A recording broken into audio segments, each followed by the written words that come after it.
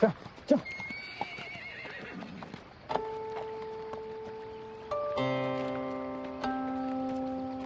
武当掌门居然亲自下山接你，看来武当和北凉的关系不错。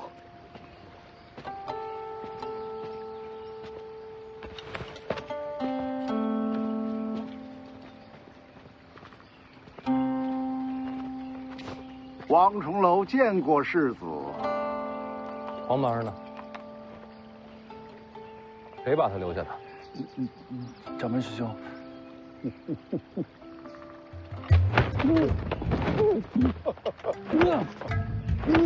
楚先生一路跋涉，辛苦了。见过王掌门啊。哦，这位是家师闭关弟子，贫道小师弟洪喜夏。他与你同辈。正是。不出意外，也该是武当下任掌门。洪喜夏，你还嫌欠我徐家的不够多吗？那是你爹的意思，我能怎么办？楚先生远来是客，小师弟过来打个招呼。楚先生，哎，好好好。哎呦，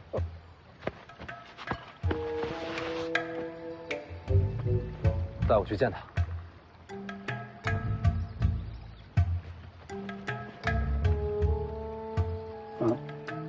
师兄，不如你带他们二人上山吧。你也一起去？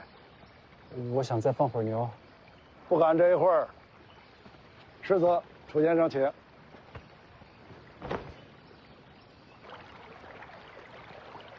来来，世子，请。请。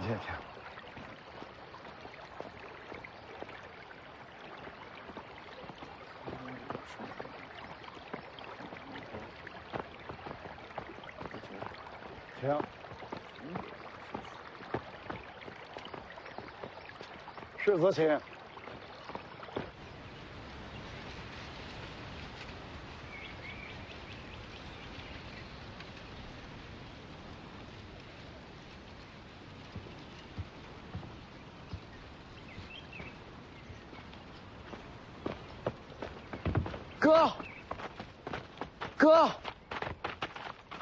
哥，我刚想你，你就来了。你还好吗？好。丽姐还在。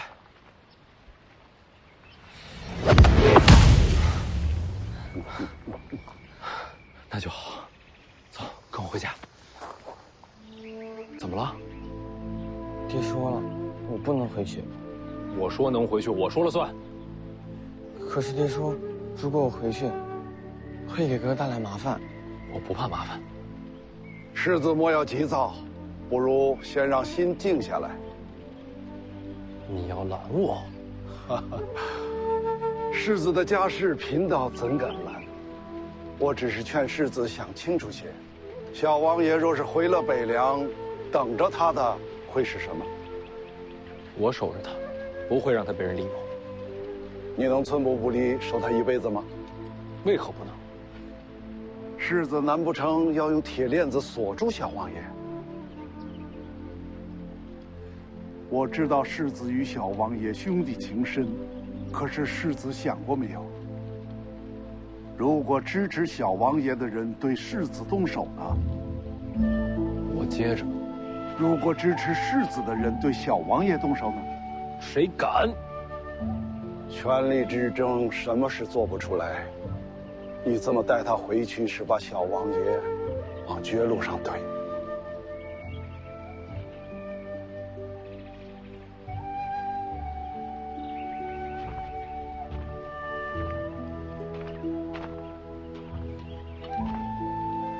世子还是想清楚再做决定。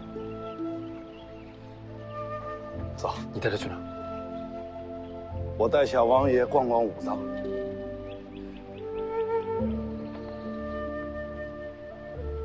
哦，哈哈，世子做出决定之前，贫道什么都不会做。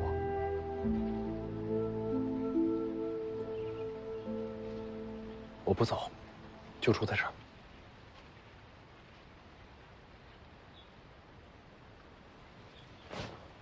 走。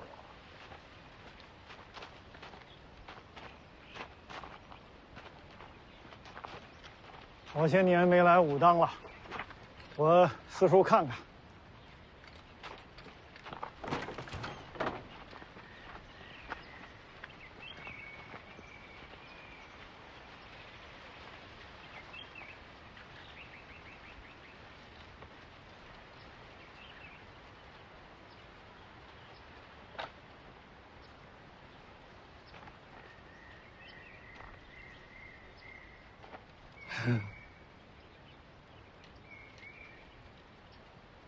要不咱们进屋坐坐？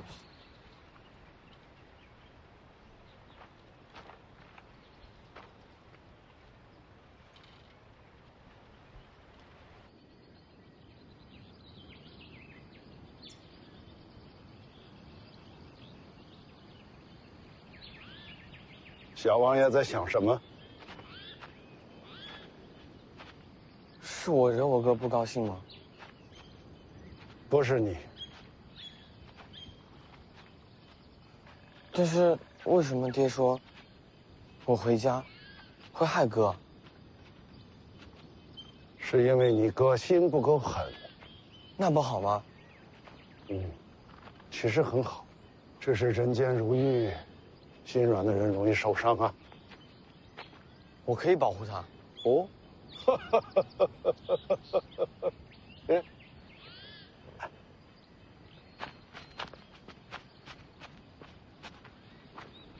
师弟怎么出紫竹林了？哦，这位是王爷次子。天生根骨，赤子之心，很好。哎，倒不如让小王爷就住在你的紫竹林。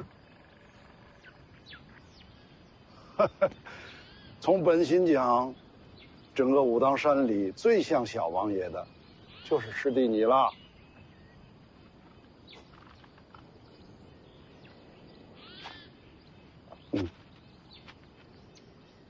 可以。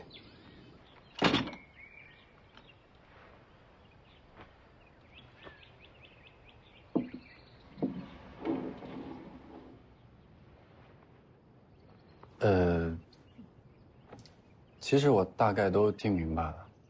秀人想借小王爷之名，从世子手中夺取北凉大权。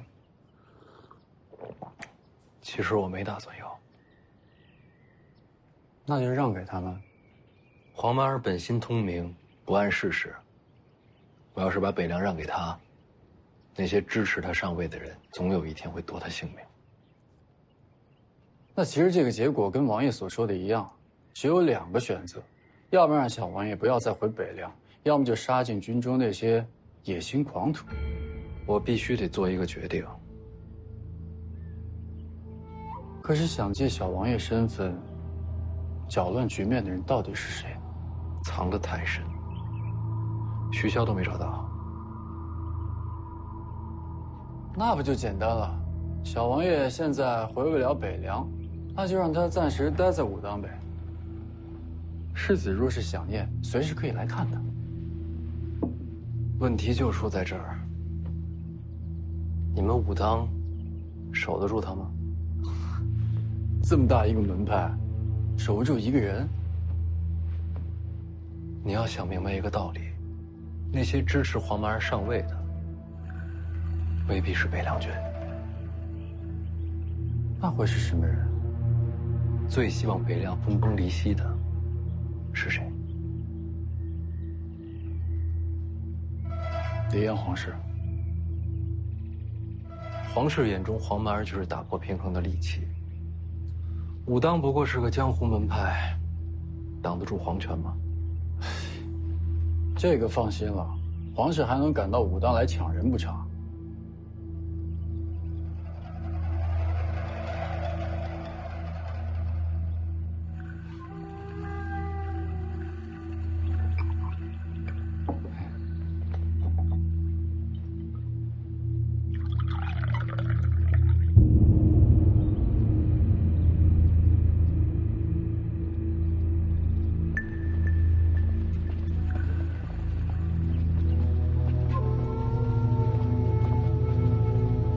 孙雕四，确认徐家兄弟行踪了。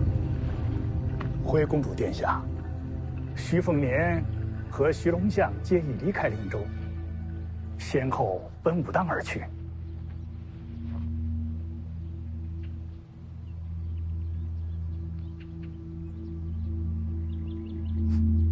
好，我们也去武当。3年前，徐凤年推拒婚约，让我成了这京城里的笑话。一个武夫之子，也敢羞辱皇室。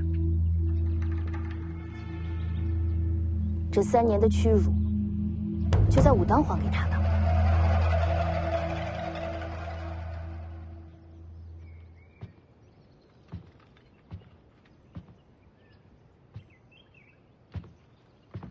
那小道士咋了？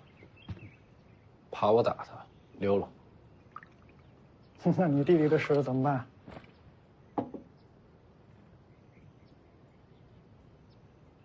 既不能回北凉，也不知道让他住在哪儿才能避开皇室觊觎。想到答案之前，我先留在武当吧。我怎么觉得这事儿不可能有答案？我再想想。那小道士真的是武当下任掌门？没错。那你还敢在武当打他？他欠我的。怎么说？他负了我大姐。那小道士，我家常来武当，一来二往之间，我大姐喜欢上了那小道士。之后呢？没什么之后。小道士不肯下山，大姐最终嫁去了江南。他答应过下山吗？从未说过。那就怪不到他了。虽然没说过，但谁都看得出来，洪喜相喜欢我大姐。既然两情相悦，为何没有结果？他家掌门阻挠。这家伙自己发了个誓，不成天下第一，绝不下山。那他岂不是这辈子都不能下山了？偏偏我大姐也不肯再上山。算了，这都不重要。现在最重要的是黄曼儿的事儿。在想出结果之前，就委屈前辈也住在这儿吧。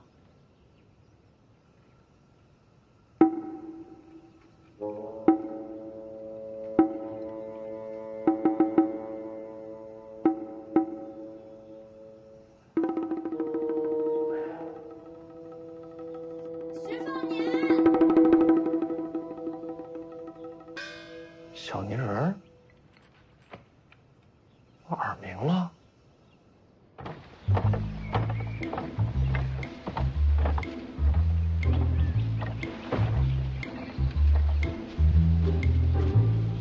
徐凤年，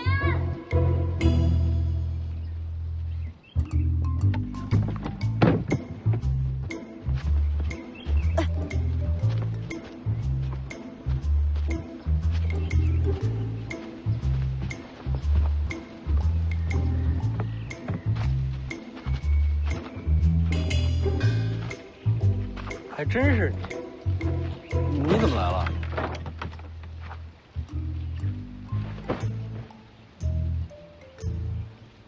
干嘛不说话？你混蛋！我又怎么了？你知道这有多重吗？我背着上山的，快累死了。背的什么呀？换洗衣服、笔墨纸砚，你一样都不带就上武当来了，最后害得我把这些送过来。徐骁是猜到我要在武当住一段吧？他猜你还不是一猜一个准？为什么让你来啊？借马的事儿被知道了呗，还不是怪你？你一个人上来的？马车到了山脚就回去了。你不回去？哦，徐骁是让你留在武当照顾我，那你可惨了。哎，你属小狗的。哎，这屋子让给你们住，我自己找地方。有麻烦喊我。前辈，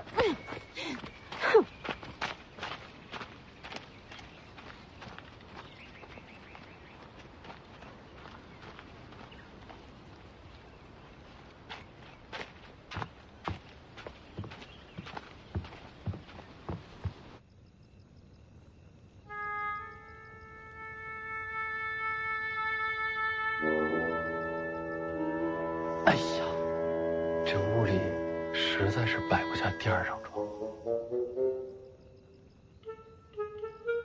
行吧。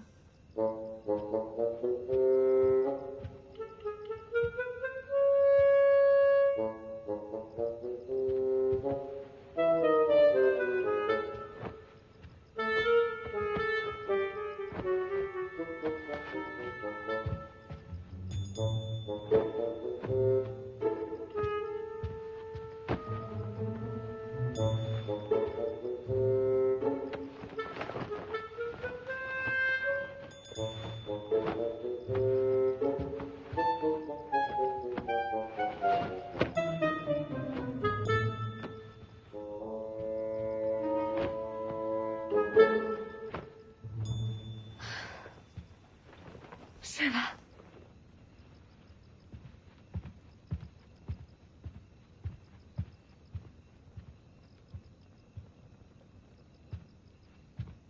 啊。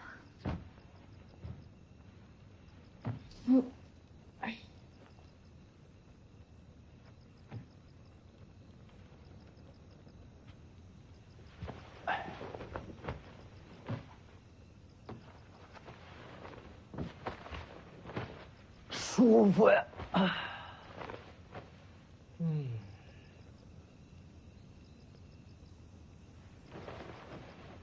你想清楚啊！真不需要我跟你换一下？不用，你就坐那儿一晚上？我乐意。哎，你那钱盒在包裹里呢吧？嗯。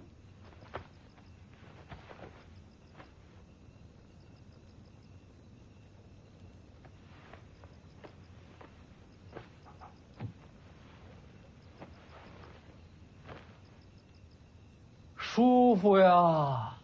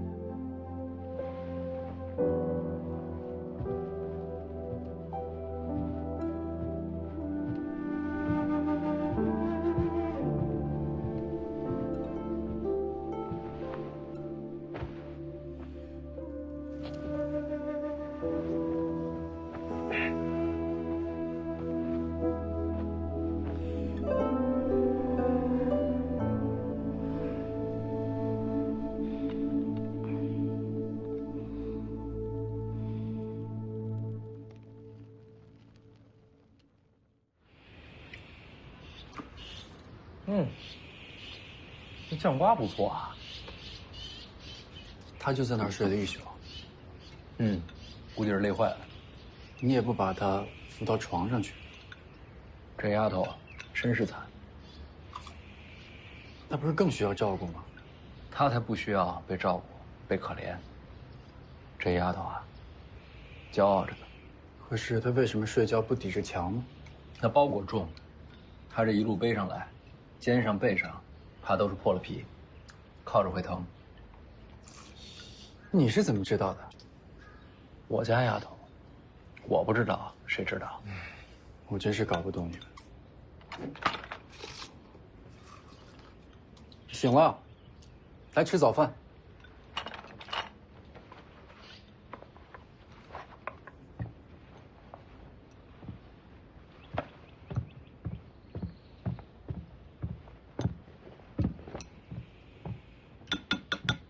吃饭，别管他。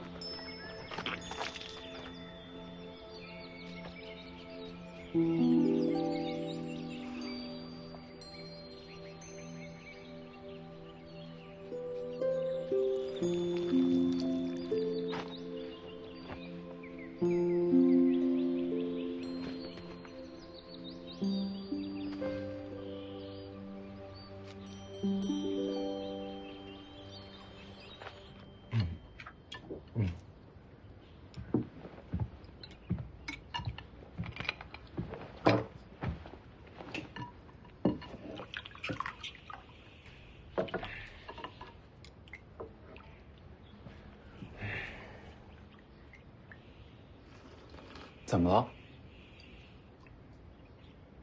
有菜吗？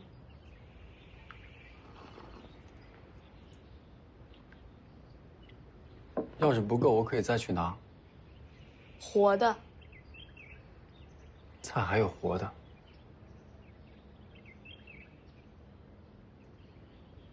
这道士是傻的吗？人家是武当下任掌门。世子，这到底什么意思啊？他是问你有没有菜籽、瓜苗之类的。可这怎么是活的呢？没出土之前，不是活的，是死的吗？姑娘说的对，是活的。姑娘要这些做什么？种啊。我们有菜，可以给你送来。自己种不行吗？行倒是行，但是我们没有菜籽瓜苗。那你们自己吃的菜从哪来的？我们武当倒是有一个菜园子。带我去。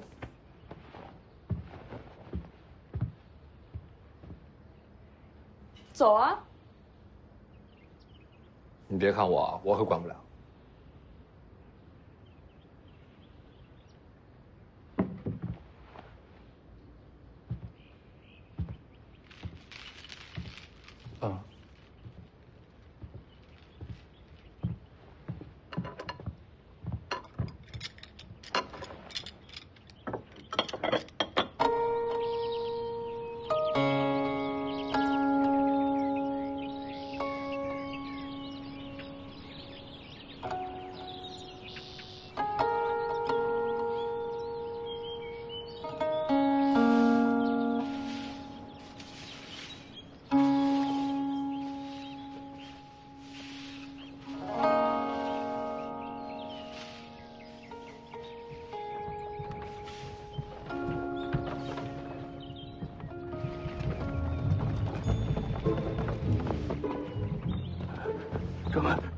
掌门，这不是菜头吗？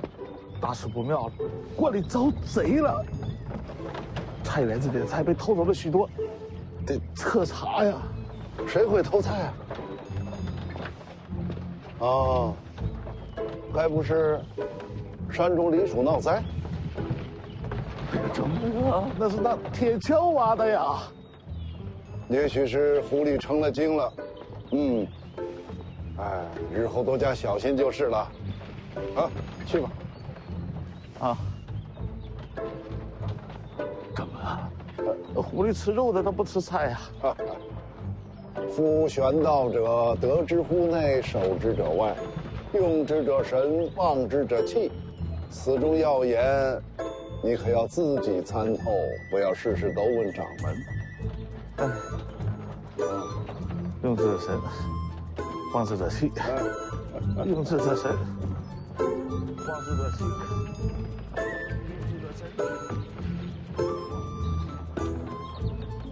用之者神。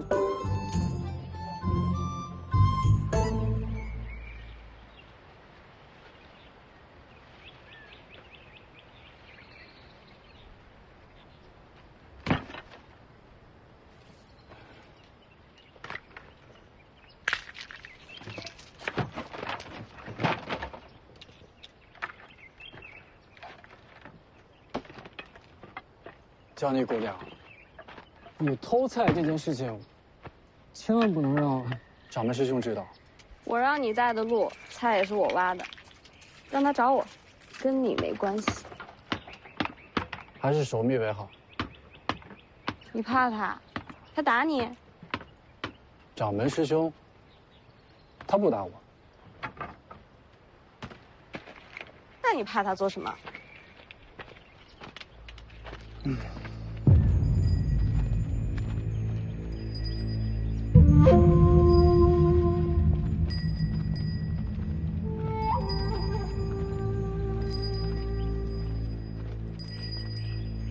什么路数？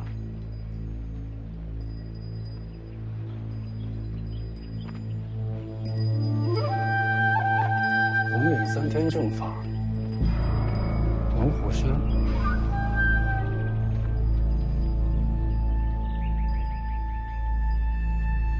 皇室钦点的天下第一门派。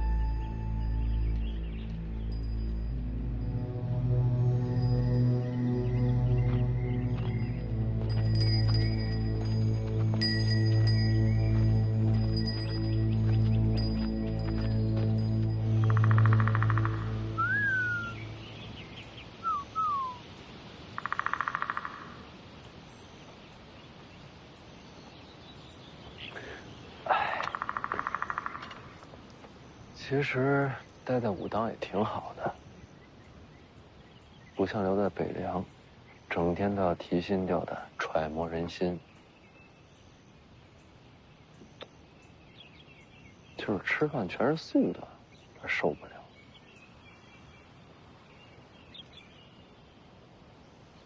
哥，你跟我来。怎么了？你过来。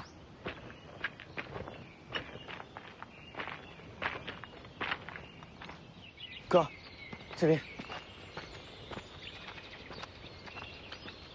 你要带我去哪儿啊？就是这儿。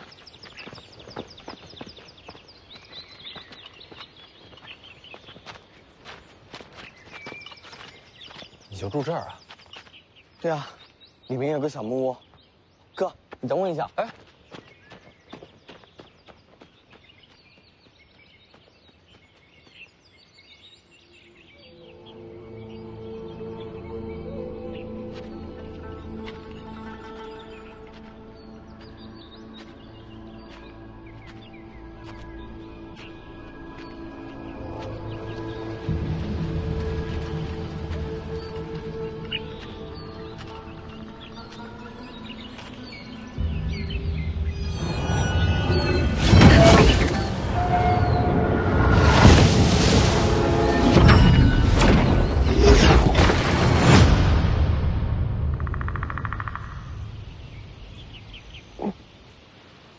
哥，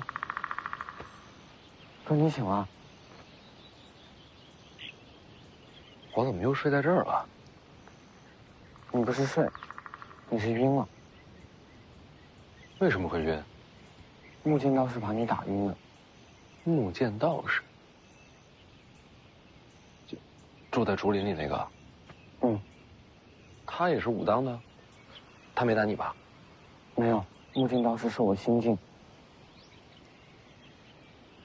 他用什么把我打晕的？剑气。剑气。武当还有这种天才？哥，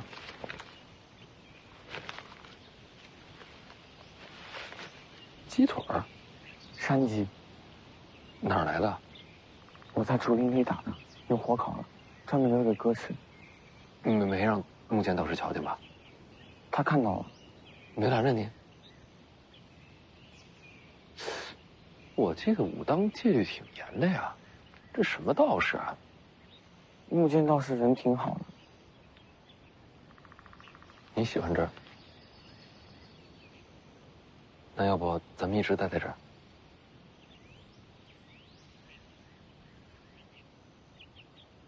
你不愿意？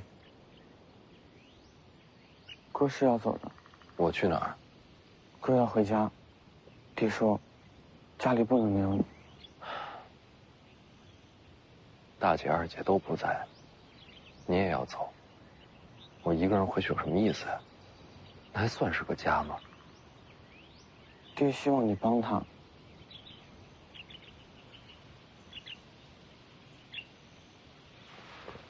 黄曼儿，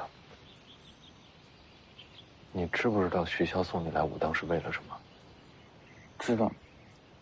你知道什么呀？拿走我的力气。他连这都告诉你了？告诉我。那你还这么听话的赶过来？爹说我没了力气，哥就不会有麻烦了。你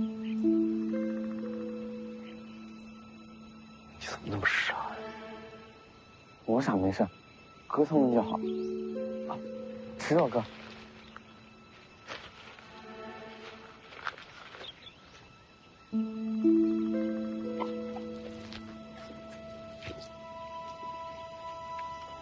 好吃吗？好吃。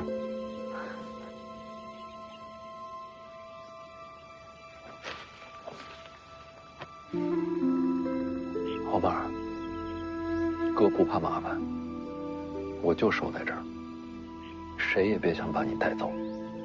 你恐怕守不住。前辈，这些天都没怎么见到你。在山里闲逛。您刚才说我守不住，是什么意思？龙虎山来人了，找他的。人呢？在你屋子门口，架势挺大。黄曼儿先回林子里，不是哥叫你，绝对不要出来。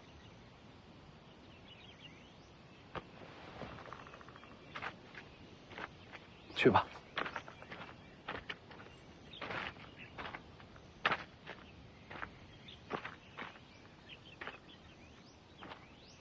如果我和龙虎山的人起了冲突，前辈会帮谁？哼，我早想着和天下第一门派对招了。多谢前辈。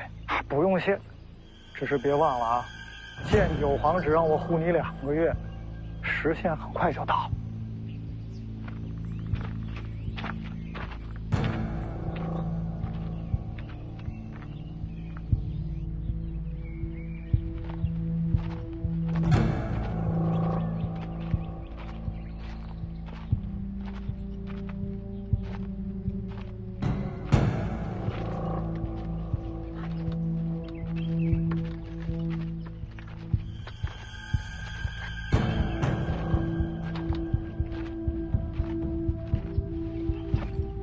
这么多人盯着，你还种菜啊？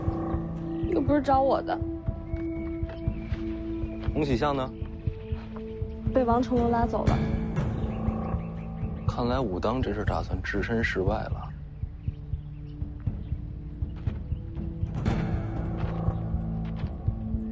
我是徐凤年，哪位找我？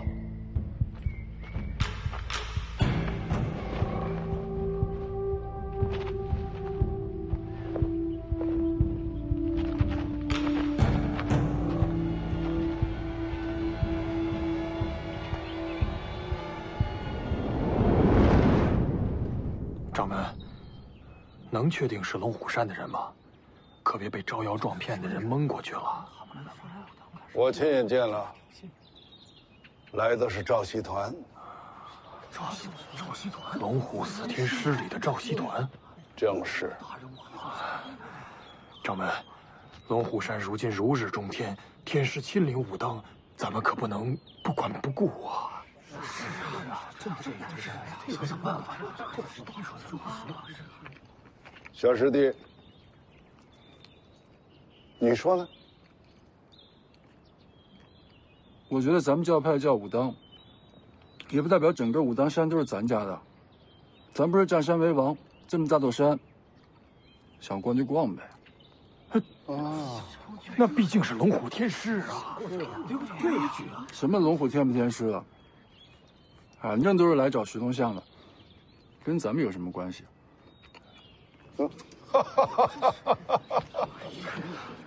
说的没错。天大的麻烦，跟我们又有什么关系？掌门，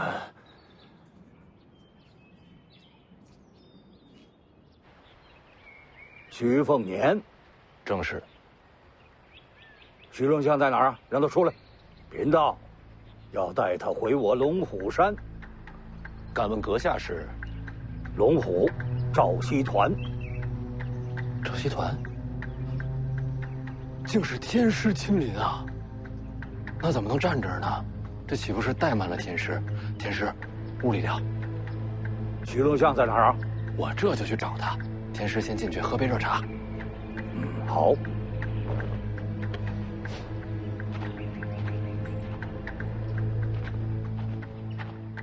打得过吗？打了再知道。一会儿我正面吸引他注意力，你绕到背后偷袭。那可是龙虎山天师，我管他天师地师，敢打我弟弟主意，一个都不放过。那后面这么多道士怎么办？刀往天师脖子上一架，看谁敢动手。你闹这么大动静，龙虎山不会放过你。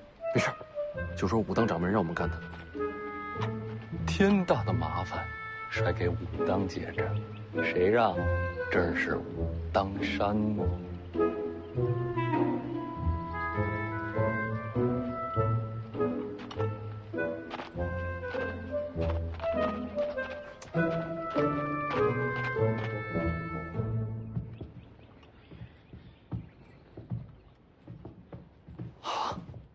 确实是简陋了些，天师万物见怪啊。江宁啊，你把这凳子给天师擦擦，让人家坐下。坐着方便。天师请坐。哦，风势大了点。哎，我来关门。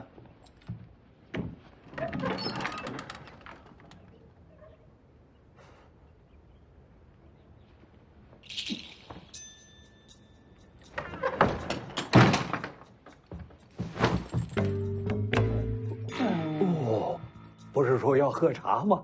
茶叶在哪儿啊？啊，茶叶呢？茶叶呢？茶叶，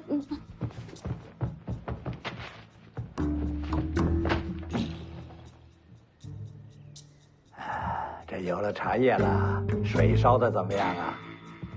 烧水了吗？啊，烧了吧？哎呀，这烧水还要等一会儿时间呢。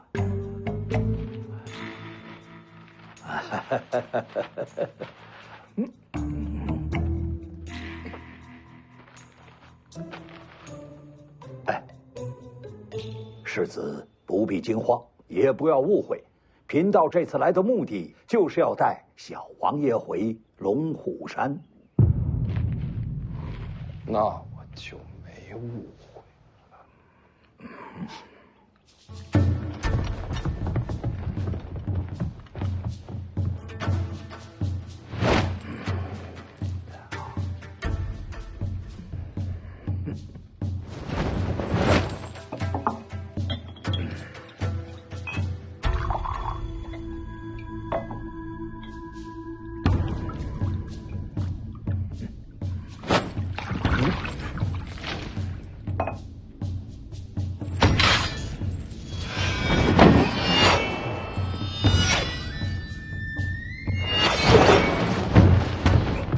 哎，不打架，不打架，贫道认输啊。你说他怎么不呼救啊？叫一声外卖人不就来了？我哪知道啊？是戒酒皇让我来的。老黄，是戒酒皇让我来的。老黄，等等，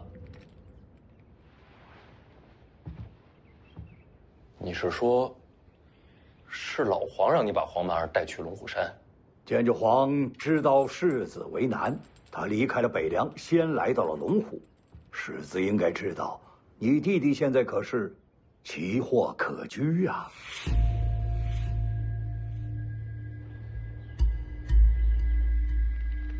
还查到些什么？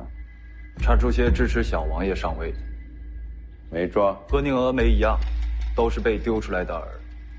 真正的幕后推手，藏得很好。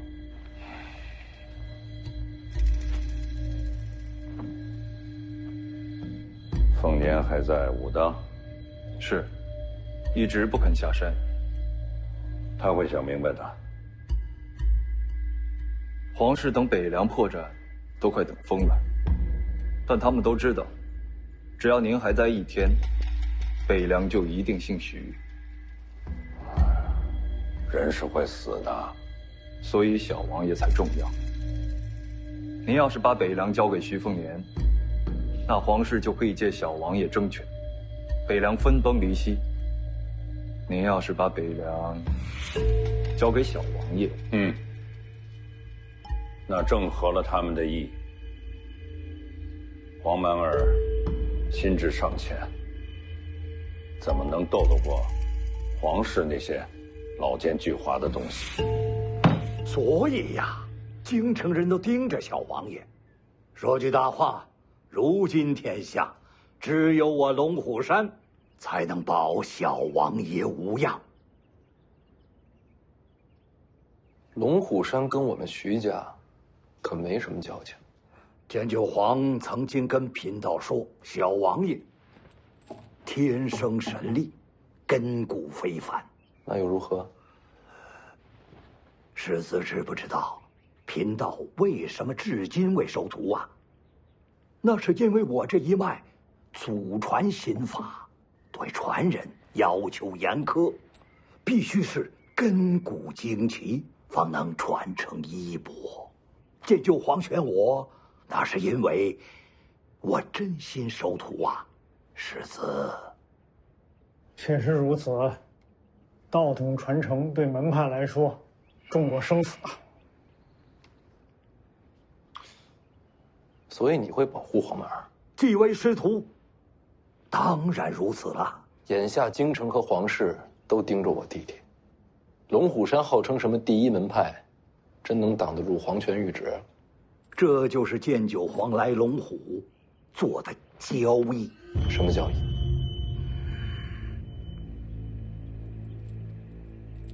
此事涉及皇室，乃是绝密，贫道只能说给您一个人听。啊，我去外边等。你可以留着听。我这样的身份，听黎阳朝的秘密，你是嫌我死得不够快吗？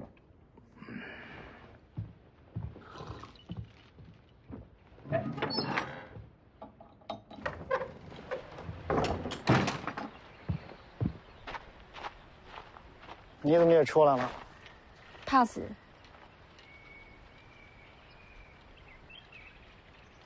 我真是看不懂你和徐凤年那小子。看不懂什么？小姑娘，世上人潮翻涌，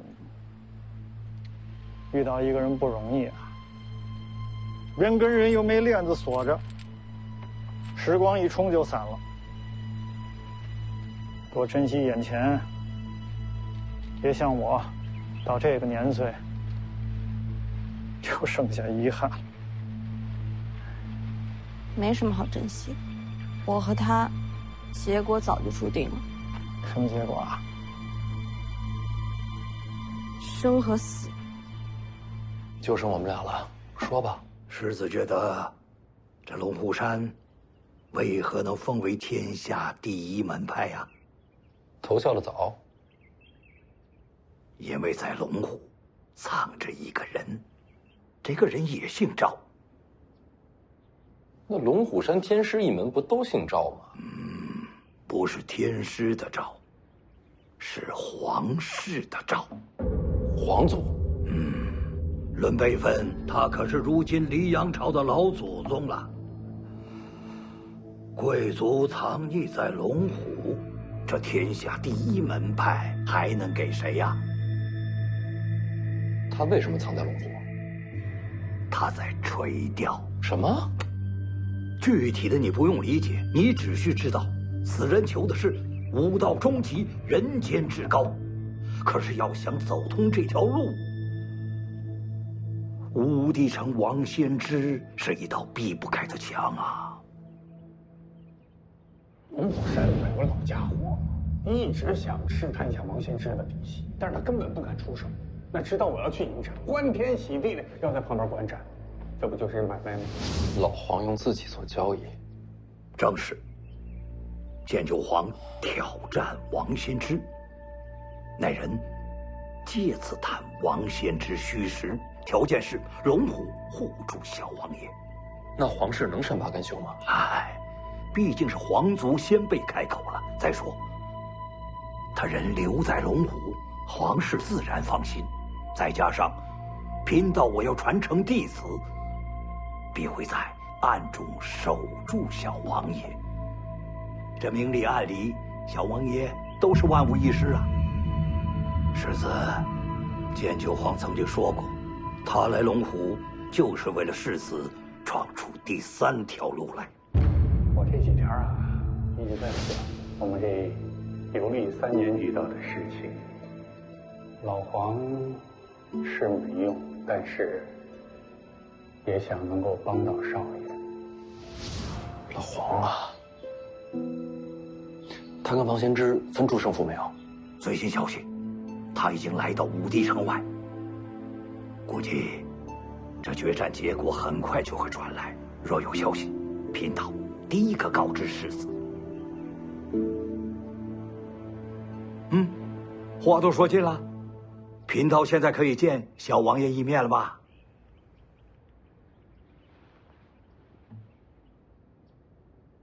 多谢天师，不必了。这已经是最好的出路了。远行龙虎山，黄曼儿会想家。你要带他回北凉？我是他哥，我保护他。如果小王爷回去，那北凉未来必会大乱呐！我知道，我来应付。哥，我跟老道士去龙虎山。你不懂别胡说。我懂，我走，能帮到哥。胡扯！我用得着你来帮？就待在家里，天大的事儿有哥在。哥，我愿意去。哎呀！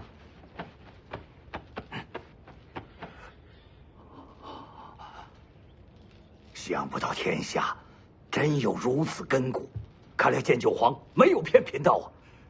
贫道这一脉，终于有了传承了。老道士，我们能走了吗？你得叫我师傅。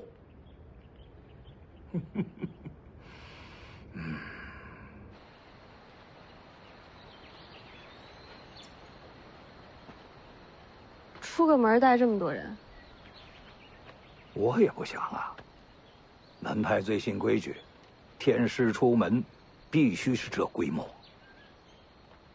那你刚刚干嘛关了门才说话？这架子要是不端足了，他们肯定会禀报掌门。回头得多啰嗦，麻烦得很呢。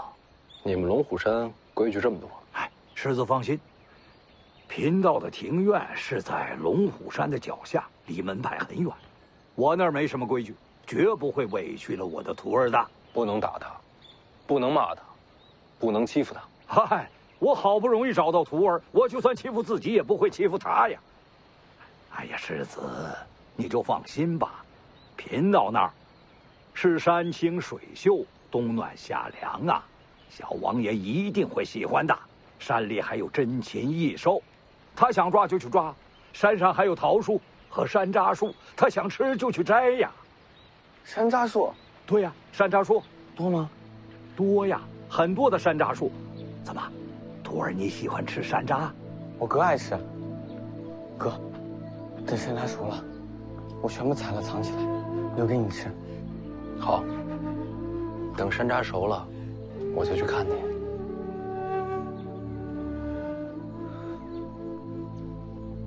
好了，我们走吧。等等，黄妹儿，哥想跟你要样东西，这样以后哥想你的时候就可以看着它。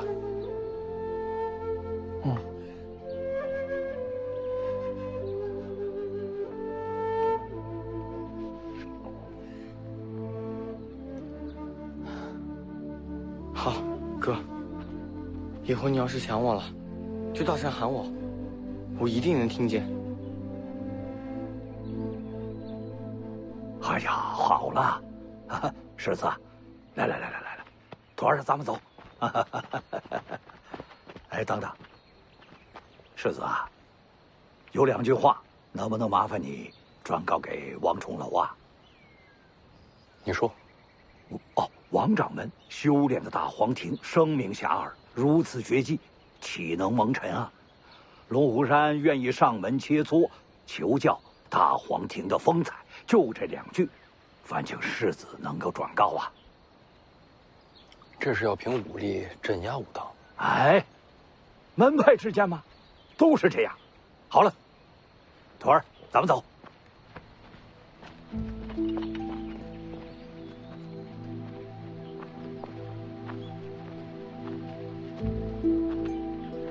黄曼儿，你要是不想走了，就跟哥说一声，哥把你留下。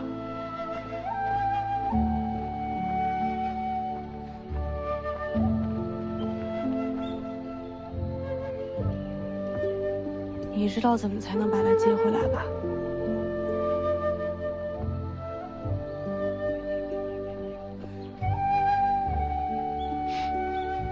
我知道。我接手北凉，就能接他回家。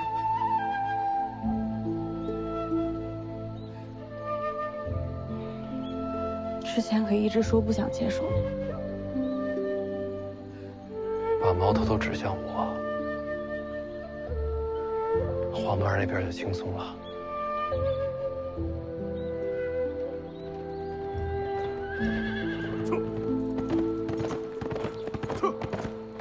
咦？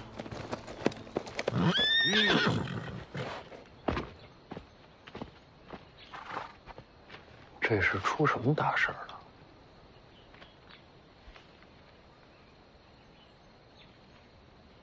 他看你干什么？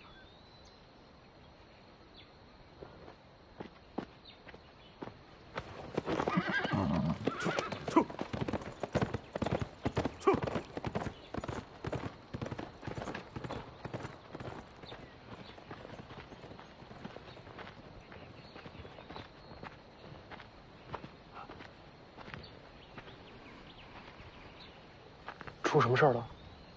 我也是刚刚得到消息，跟我有关。说呀！剑九皇死了。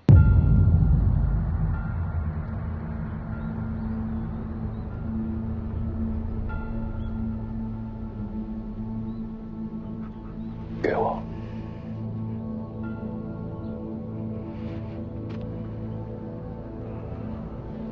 剑九皇，他去了武帝城后，先找了一个酒馆，要了2两黄酒、半斤酱肉、1碟花生米，炸的。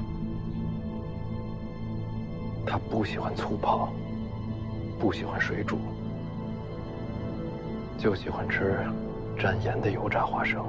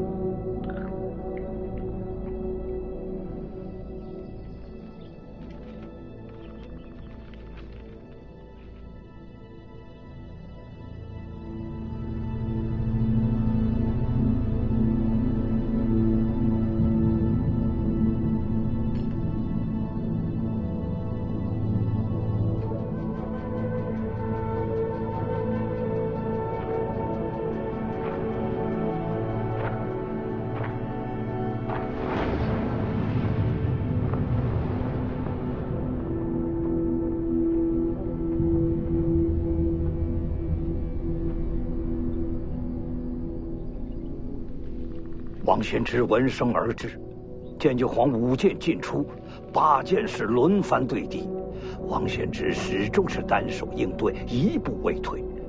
68招后，建九皇用出剑九，有一武林人亲眼见到这一剑，称此剑如银河倒挂，倾泻千里，已非人间剑术。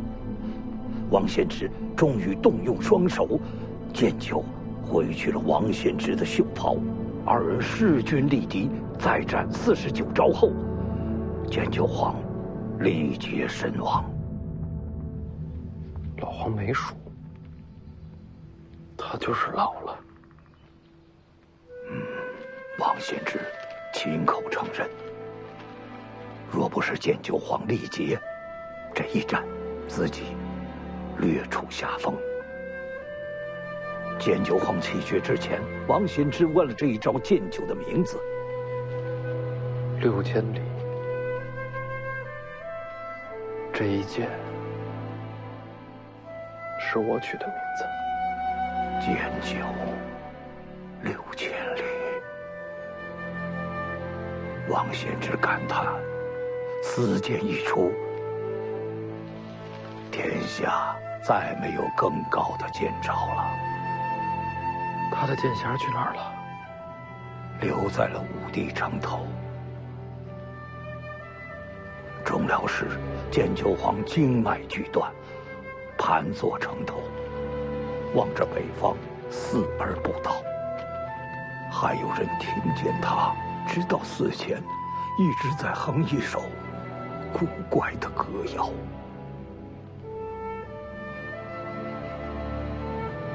北方，他这是看着北凉呢。能把王献之逼成这样，天底下没有几个了。建九皇已经是传奇了。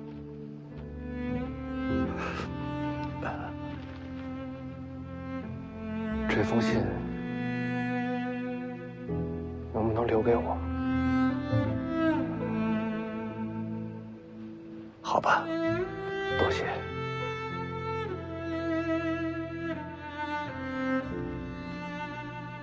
世子节哀吧，建九皇也算是求人得人。贫道告辞了。